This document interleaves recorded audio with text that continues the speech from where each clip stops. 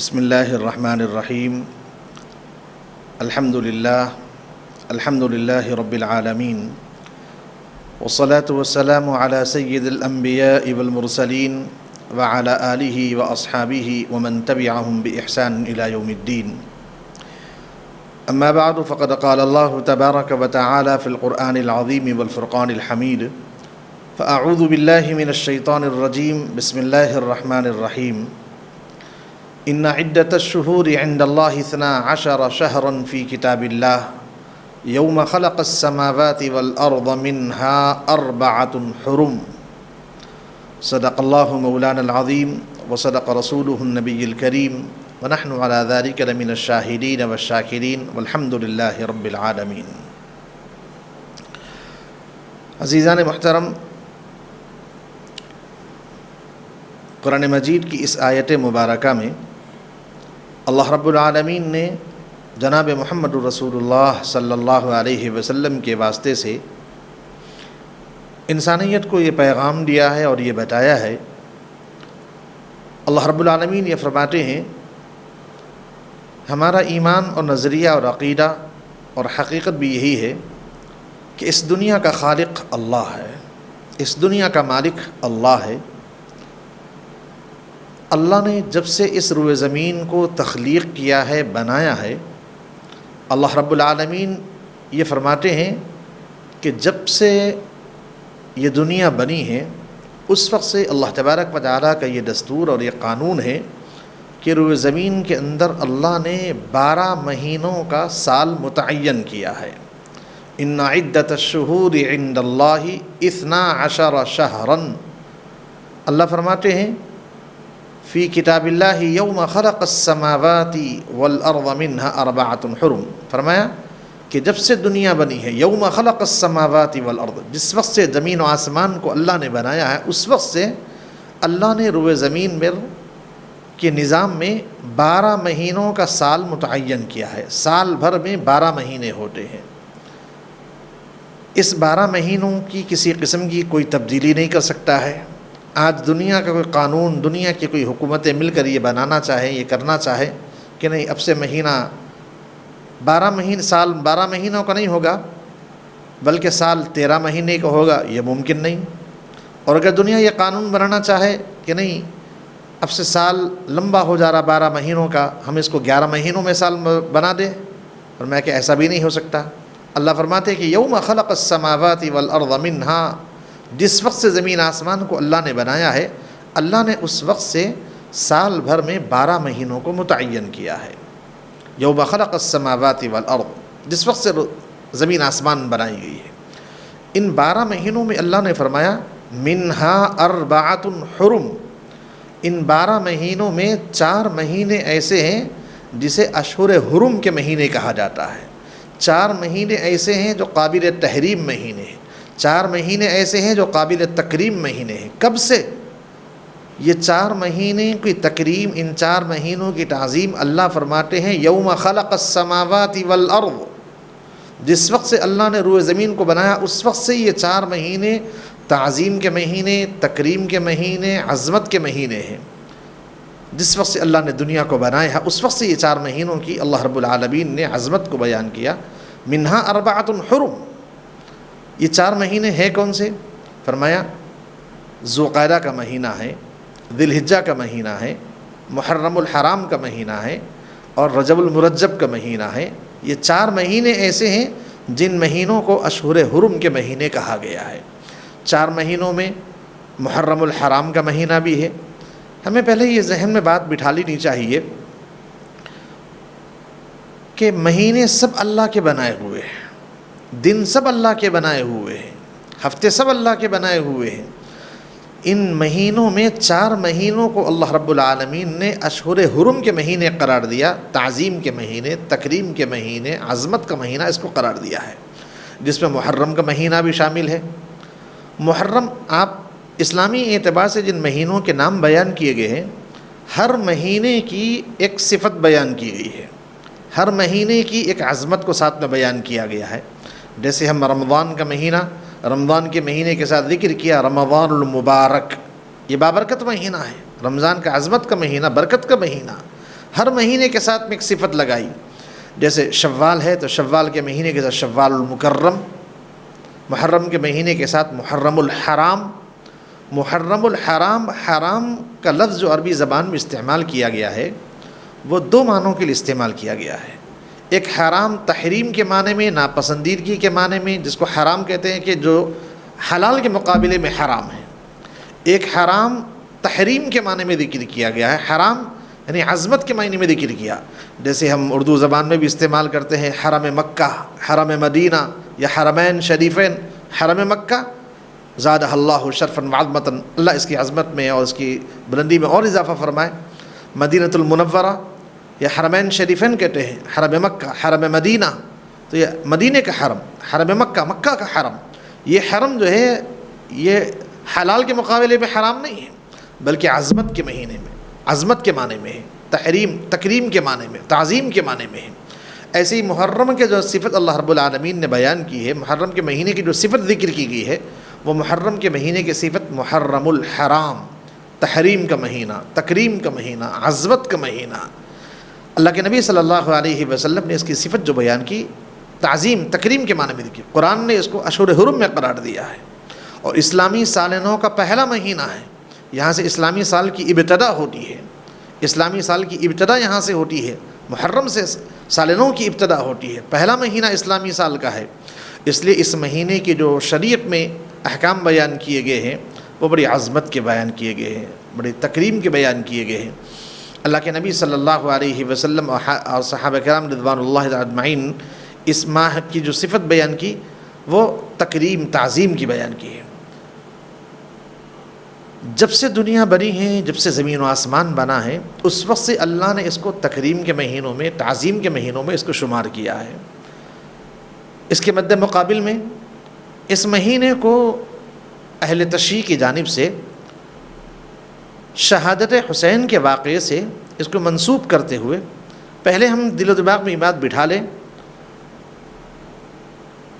کہ شہادت کا واقعہ کب رونما ہوا ہے، اس مہینے کی تعظیم کب سے ہے.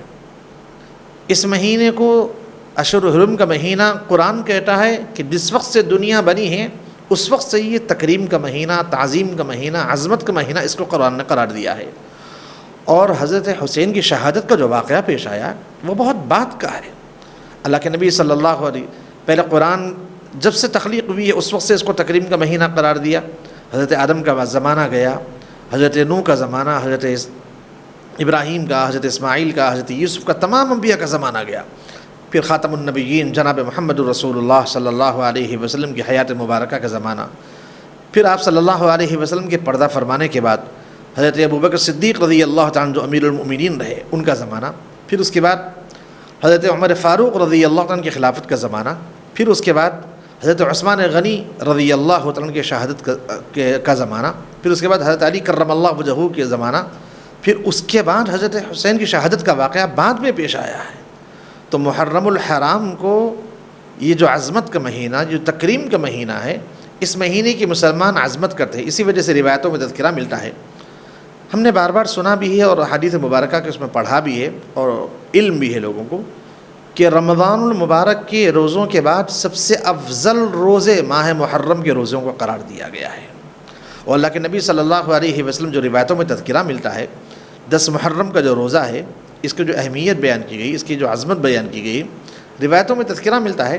اللہ کے نبی صلی اللہ علیہ وسلم جب مکہ مکرمہ سے ہجرت کر کے مدینہ منورہ تشریف لے گئے تو وہاں جا کر دیکھا کہ مدینہ کے اندر جو یہودی قبائل آباد تھے وہ یہودی 10 محرم کو روزہ رکھ رہے ہیں. 10 محرم کو جب وہ روزہ رکھ رہے ہیں تو اللہ کے نبی صلی اللہ علیہ وسلم نے معلوم کیا، دریافت کیا کہ بھئی یہ 10 محرم کو روزہ رکھنے کی وجہ کیا ہے، دریافت کیا جائے، معلوم کیا جائے.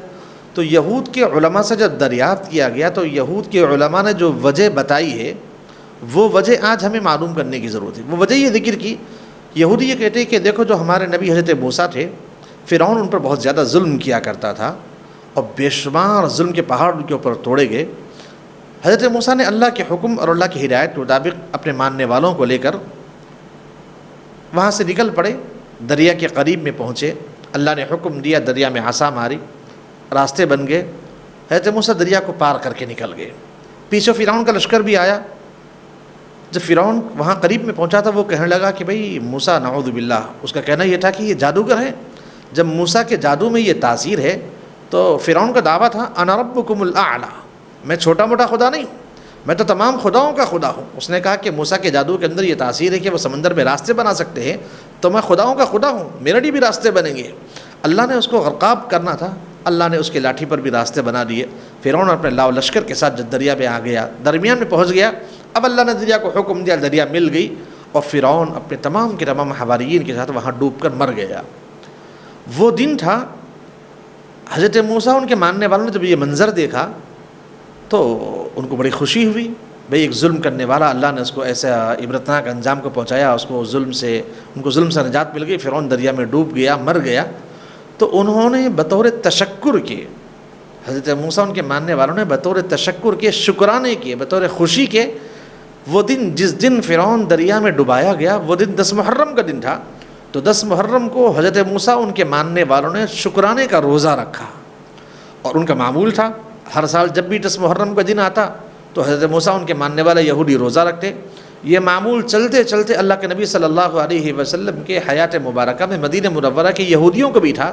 جب اللہ کے نبی صلی اللہ علیہ وسلم نے وجہ دریافت کی تو یہود کے علماء نے یہ بتایا کہ ہمارے جو نبی تھے حضرت موسیٰ، فرعون پر ظلم کیا کرتا تھا، اللہ نے فرعون کو دریا میں ڈبو دیا اور حضرت موسیٰ ان کے ماننے والوں کو ظلم سے نجات دے دی. وہ دن 10 محرم کا دن تھا.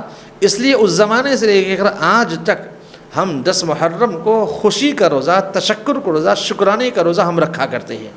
جب اللہ کے نبی صلی اللہ علیہ وسلم کو یہ بات کا علم ہوا تو فرمایا اچھا، تو فرمایا نحن احق بمنک موسیٰ، تم کیا حضرت موسیٰ کی بات مانو گے؟ ان کو ظلم سے نجات ملنے کی بنیاد پر تم تشکر کو روزہ رکھو گے؟ تم تو آدھی بات مانتے ہو، آدھی بات نہیں مانتے ہو، تھوڑی حضرت موسیٰ کی تعلیمات پر عمل کرتے ہو، تھوڑی باتوں پر نہیں مانتے ہو.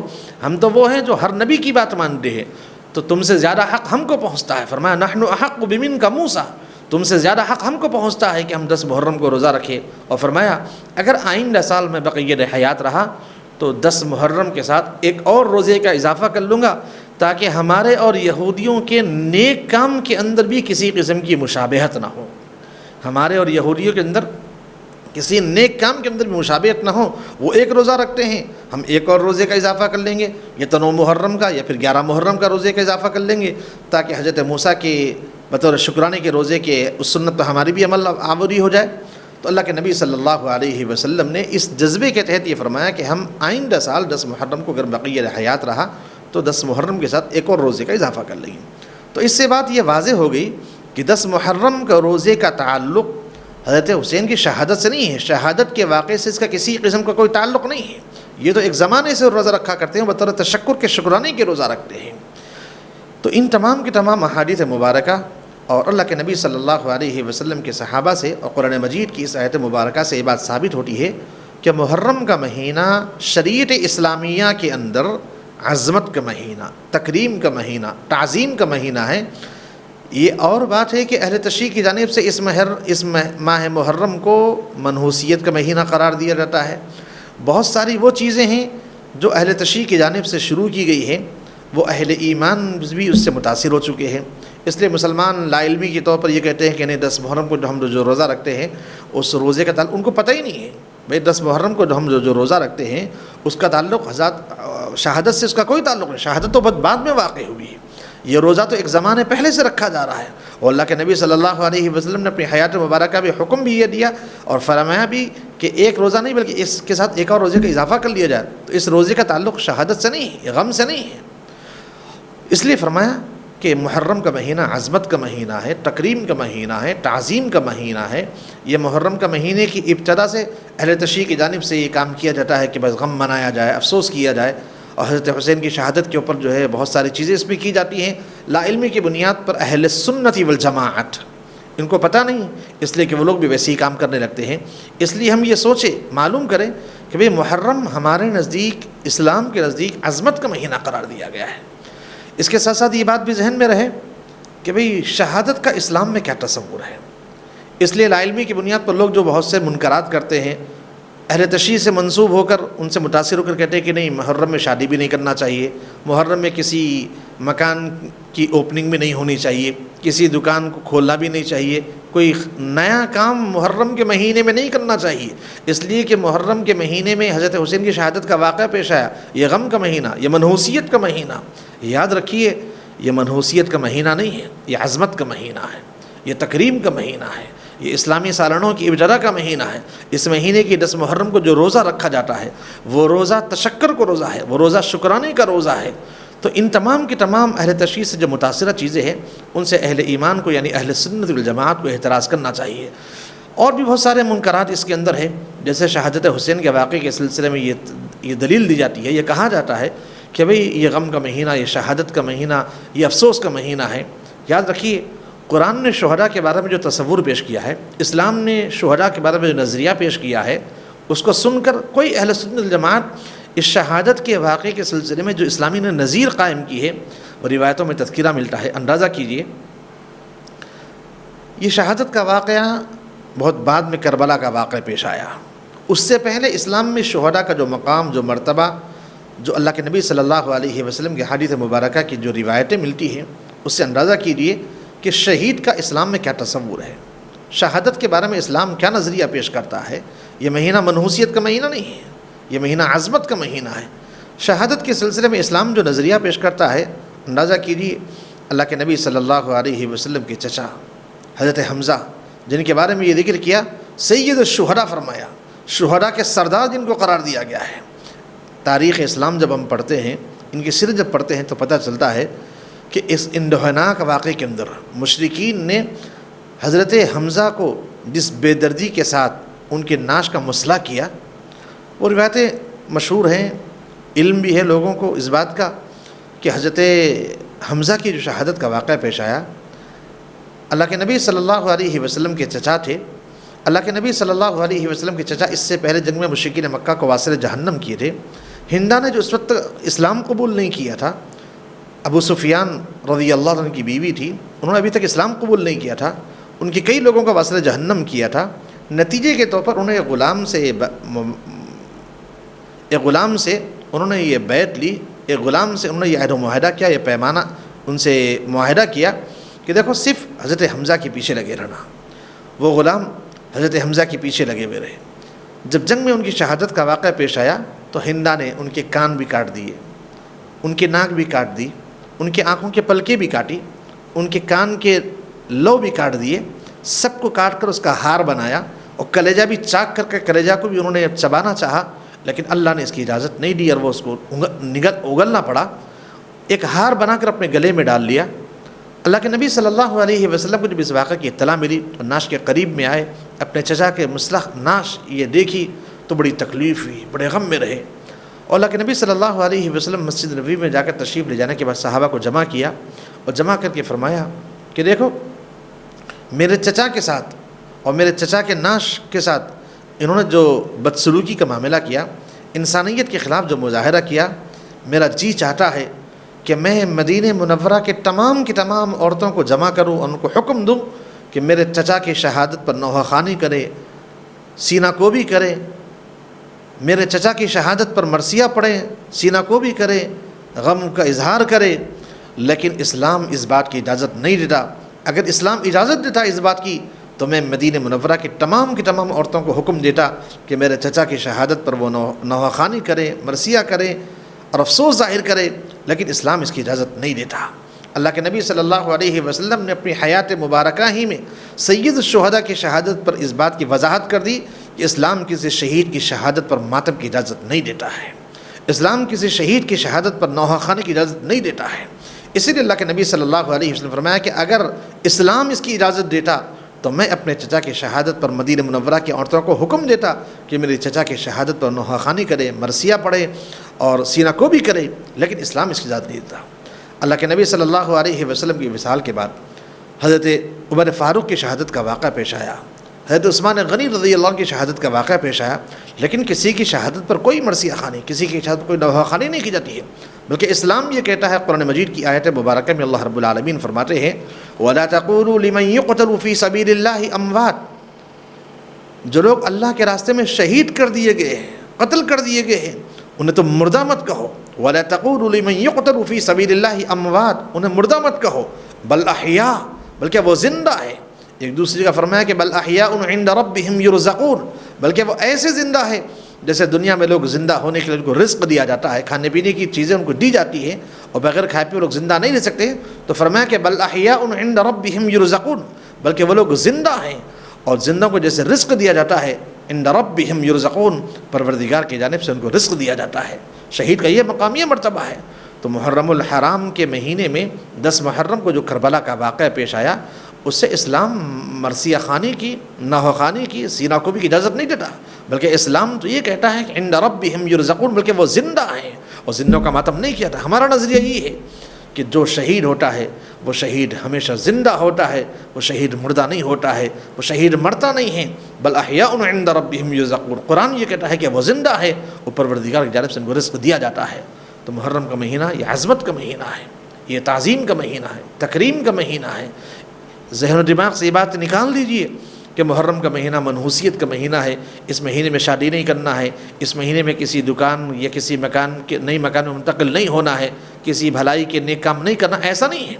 بلکہ عظمت کا مہینہ، تکریم کا مہینہ. وہ تکریم کب سے ہے؟ جب سے دنیا بنی ہے اللہ نے اس مہینے کو تکریم کا مہینہ قرار دیا ہے، تعظیم کا مہینہ قرار دیا ہے. اور 10 محرم کو روزہ رکھنے کی افضلیت بیان کی حدیث مبارکہ میں اللہ کے نبی صلی اللہ علیہ وسلم. تصور کیجیے، ایک جانب اہل تشیع ہے اور ایک جانب اللہ کے نبی صلی اللہ علیہ وسلم کے احکامات ہیں. شیعہ یہ کہتا ہے کہ محرم الحرام میں وہ لوگ پیاسے شہید ہو گئے تھے، اس لیے شربت بنا کر بانٹا جائے، اس لیے لوگوں کے سامنے سبیل نظر کیا جائے، لوگوں کو پانی پلایا جائے. اللہ کے نبی صلی اللہ علیہ وسلم 10 محرم کو روزے کا حکم دیتے ہیں اور اہل تشیع کی جانب سے 10 محرم کو شربت بانٹنے کا حکم دیا جاتا ہے. ہم اہل تشیع کی تقلید کریں گے یا اہل سنت جماعت ہونے کے اعتبار سے اللہ کے نبی صلی اللہ علیہ وسلم کے حکم کی تعمیل کریں گے. اسی طرح میرے بھائی بہنیں ذرا غور کر کے دیکھیں، جو لوگ ماہ محرم میں اہل تشیع کے جو خرافات ہیں، ان کی جانب سے جو چیزیں کی جاتی ہے، یہ سب کے سب اسلام اور اہل اسلام کو اسلام سے متاثر کرنے کی چیزیں ہیں. اس لیے معلوم کرے، لوگوں اہل علم سے دریافت کرے کہ بھئی محرم کا مہینہ عظمت کا مہینہ، اس میں کیا چیزیں کرنی چاہیے، اس میں کیا کیا چیزیں کرنی چاہیے. روزوں کی فضیلت بیان کی گئی ہے، عظمت بیان کی گئی ہے، اہمیت بیان کی گئی ہے. اللہ کے نبی صلی اللہ علیہ وسلم نے اس سلسلے میں بے شمار احادیث مبارکہ میں عاشورہ کے روزے کی فضیلت کو ذکر کیا اور بے شمار دوسری احادیث میں 10 محرم کو بے شمار فضیلتوں کو ذکر کیا. کہیں ایک حدیث میں یہ ذکر کیا گیا کہ 10 محرم کا ہی وہ دن تھا جس دن حضرت نوح کی کشتی جو ہے وہ آ کر رک گئی، طوفان جس دن رکا. ساری فضیلتیں ذکر کی، 10 محرم کی عظمت بیان کی، اس کی فضیلتوں کو ذکر کیا گیا ہے. لیکن اہل تشیع کہتے ہیں کہ نہیں، یہ محرم کا مہینہ تکریم کا مہینہ نہیں، یہ ماتم منانے کا، یہ غمخواری کا مہینہ. تو مسلمان اس بات پر غور کرے، اہل ان سے معلوم کرے کہ ہمیں کیا کرنا ہے اس مہینے کے اندر اور کیا چیزیں نہیں کرنی ہیں، کن چیزوں سے اپنے آپ کو روکنا ہے. منہیات، بدعات، کیا کیا چیزوں سے ہمیں اپنے آپ کو روکنا ہے. بے شمار خرافات ہیں، بے شمار چیزیں ہیں.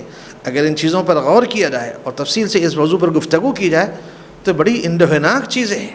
ہم ذرا اس بات کا تصور کر کے دیکھیں، اسی ماہ محرم میں اہل تشیع کی جانب سے اسلام میں جو نظریہ بیان کیا گیا ہے، کسی کی تصویر بنانے کو اسلام نے حرام قرار دیا ہے. ایک زمانے میں ڈنمارک کی جانب اخبار کی جانب سے جو اللہ کے نبی صلی اللہ علیہ وسلم کا کارٹون بنایا گیا تھا، پوری دنیا کے اسلام اور مسلمان مشتعل ہو گئے تھے. تصور کر کے دیکھیے، 1 محرم سے لے کر 10 محرم تک اہل تشیع کی جانب سے اہل بیت کے تصویریں بنائی جاتی ہیں. علم کیا ہوتا ہے؟ علم میں کپڑے پہنائے جاتے ہیں، اس کو کھڑا کیا جاتا ہے، ایک پنجہ لگایا جاتا ہے، کہتے ہیں کہ یہ پنجتن ہے، اس میں حضرت حسین بھی ہے، حضرت فاطمہ، حضرت زینب بھی ہے، سب کی تصویریں بنائی جاتی ہیں. اور محرم کے موقع پر، عزاداری کے موقع پر 10 محرم کو جلوس لے کر نکلتے ہیں اور لا علمی کی بنیاد پر بے شمار مسلمان عورتیں بھی، مسلمان مرد بھی اس علم کو دیکھنے کے لیے جاتے ہیں. اندازہ کیجئے، یہ اہل بیت ہے. اہل بیت کے شان میں تھوڑی سی بھی گستاخی اہل سنت کبھی اس کو برداشت نہیں کر سکتا ہے. اللہ کے نبی صلی اللہ علیہ وسلم نے حدیث مبارکہ میں ذکر کیا ہے. ایک حدیث میں اللہ کے نبی صلی اللہ علیہ وسلم نے ارشاد فرمایا ہے کہ تم اپنے بچوں کو قرآن کریم کی تعلیم سکھاؤ اور اہل بیت کی محبت سکھاؤ. اہل بیت سے محبت کرنا ہمارا ایمان کا تقاضا ہے. ہم کیسے برداشت کریں گے کہ اہل بیت کے شان میں ایسی گستاخی کی جائے، اہل بیت کے شان میں ایسی گستاخی کی جائے. اس لیے ہر صاحب ایمان بندہ یہ عزم کرے، یہ تصور کرے اور اس عزم کے ساتھ یہ ارادہ کرے کہ یہ محرم کا مہینہ ہمارے لیے تکریم کا مہینہ ہے، تعظیم کا مہینہ ہے، عظمت کا مہینہ ہے. اس مہینے میں یہ دل و دماغ سے بات نکال دے کہ کسی قسم کی جو نئی چیزیں اس مہینے میں نہیں کرنی ہیں، شادی بیاہ نہیں کرنا ہے، نئے مکان میں منتقل ہونا نہیں ہے، نئی دکان کھولنا نہیں ہے، کوئی نیا کام شروع کرنا نہیں ہے، کوئی ساری باتوں سے اعتراض کرے. یہ تصور کرے کہ عظمت کا مہینہ، تکریم کا مہینہ ہے. عظمت اس کی اللہ کے نبی صلی اللہ علیہ وسلم کے ذریعے سے اللہ رب العالمین نے یوم خلق السماوات والارض منها اربعۃ حرم، جب سے دنیا بنی ہے اس مہینے کو عظمت کا مہینہ قرار دیا ہے. اہل تشریح ہزار کوشش کر لیں کہ اس مہینے کو منحوسیت کا مہینہ قرار دے، اس مہینے کے شروع ہوتے ہی کالے کپڑے پہن لے، غم کا اظہار کرے. فرمایا کہ یہ اہل سنت الجماعت کا نظریہ نہیں ہے، یہ اہل سنت الجماعت کا طریقہ کار نہیں ہے، بلکہ اس کو عظمت کا مہینہ سمجھتے ہیں، تکریم کا مہینہ سمجھتے ہیں، منحوسیت کا مہینہ خیال نہیں کرتا ہے. ہمارے نزدیک شہید زندہ ہوتا ہے، شہید مردہ نہیں ہوتا ہے. جن کے نزدیک شہید مردہ ہوتا ہے وہ ماتم منائے، لیکن ہم اللہ کے نبی صلی اللہ علیہ وسلم کے اہل بیت سے محبت کرنے والے ہیں، ہم قرآن پر ایمان رکھنے والے ہیں، ہم احادیث مبارکہ پر یقین رکھنے والے ہیں. ہمیں حدیث یہ بتاتی ہے، قرآن ہمیں یہ کہتا ہے کہ بل احیاء عند ربہم یرزقون، کہ شہید مردہ نہیں ہوتا ہے بلکہ شہید ہمیشہ زندہ ہوتا ہے، اللہ کے جانب اس کو رزق دیتا ہے. ہم ماتم نہیں منائیں گے، ہم غم نہیں منائیں گے، بلکہ ہم اللہ کے نبی صلی اللہ علیہ وسلم کی ہدایت کی روشنی میں جو تعلیمات اللہ کے نبی صلی اللہ علیہ وسلم نے دی ہے ان تعلیمات پر ہم عمل کریں گے. دعا فرمائیں اللہ تبارک و تعالی سے اللہ کہنے والے کو بھی اور سننے والوں کو بھی اور تمام کے تمام صاحب ایمان بندوں کو اللہ تبارک و تعالی اللہ کے نبی صلی اللہ علیہ وسلم کی بتلائی ہوئی تعلیمات کے مطابق زندگی گزارنے کی توفیق عمل نصیب فرما. وآخر دعوانا الحمدللہ رب العالمین والسلام علیکم ورحمۃ اللہ وبرکاتہ. ہے ہند میں انوکھا مرکز تحفظ دین، یہ دین کا ترجمہ ہے مرکز تحفظ دین.